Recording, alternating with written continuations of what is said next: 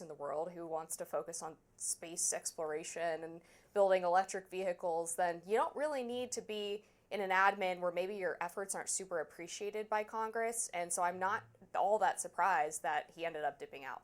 So even though I think we probably disagree in our fundamental views of him, because I think I'm much more negative toward him than you are, I broadly agree with the argument you just made, which is that these cuts that he wishes to see enacted haven't really been enacted as yet.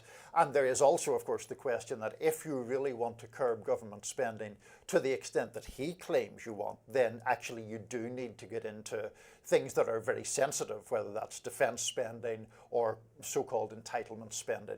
That's a whole other debate. My basic view of him is that he bought influence in the government by spending so lavishly to help President Trump get elected last year, over $250 million on that. He then is at the heart of government trying to enact these various cuts, and he also has the muscle to get regulators off his back, essentially, to get regulatory actions paused or stopped where his companies are concerned. Now, yes, I know there are rich benefactors of the Democratic Party, there are rich donors to any person running for high office in this country.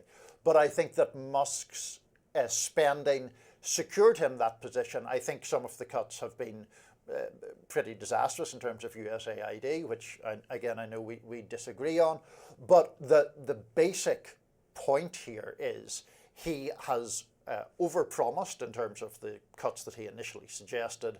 And to my mind, he has bought himself a position where he can help his own companies by virtue of spending so much money on the president's election. I do think it's true that he overpromised. On the point about the spending and buying the position, I mean, based on the interviews that I've seen, I do think he's sincere about this goal to cut spending. I mean, the fact that he was willing to criticize the big, beautiful bill at the expense of potentially his position in government suggests to me that there is a real motivation to impact these issues that, to me, is more important to him than the regulatory issues, because now that he hasn't been able to get those cuts codified through Congress, not only is he leaving, but he's also pulling back his spending on the Republican Party. So there's no long-term effort for him to keep this influence, which if that was the chief thing of importance to him, I think he would continue to spend, continue to try to be in Trump's good graces effectively, and instead he's been openly critical of the fact that this hasn't really gone anywhere. I guess I'd somewhat counter that, Amber, by arguing that the reason he is departing in specific terms is because he has this special government employee status. And one of the reasons it is widely assumed he chose that kind of status is because it doesn't come with the kind of financial disclosure requirements that do come if you're a fully paid up member of the government, so to speak, if you're a cabinet secretary or something of that nature. Now, that being said, I wouldn't completely dismiss your argument about does he have a sincere belief in the cuts as well. I don't think the two things are necessarily mutually exclusive. And, you know, we do see, I feel like almost any time people talk about things like fiscal conservatism, you know, half the public falls asleep because it sounds so sort of unexciting.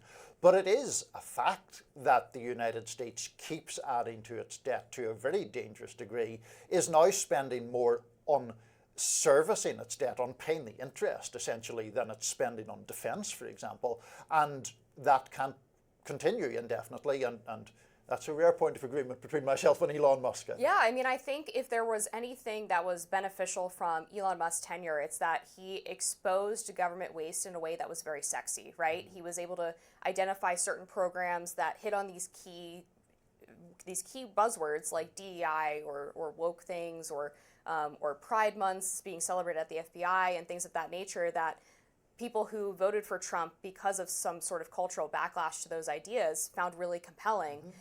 Whereas when you go back to the Tea Party, it was all about, well, Social Security is going to be insolvent. Like, yes, that's true, but it's not as exciting as we found this $30 million program that is going to, let's say, like social reorganization in foreign countries. That's a lot more exciting to just the casual observer of politics and is a really splashy headline.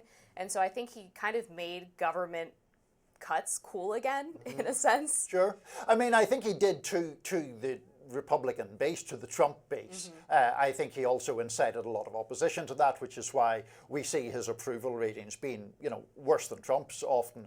And I was looking at a poll just last night for a piece I was writing, particularly unpopular with women. I mean, like 40 points underwater. So I think there are complications to his role, but we've come to some measure of agreement, even as we disagree about his broader impact. Still ahead, Harvard President Alan Garber taking a subtle shot at President Trump. His commencement speech next.